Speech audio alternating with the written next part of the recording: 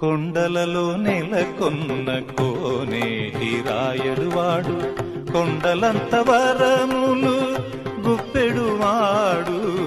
కొండలలో నెలకొన్న కోనేటి రాయడువాడు, కొండలంత వరములు గుప్పెడువాడు.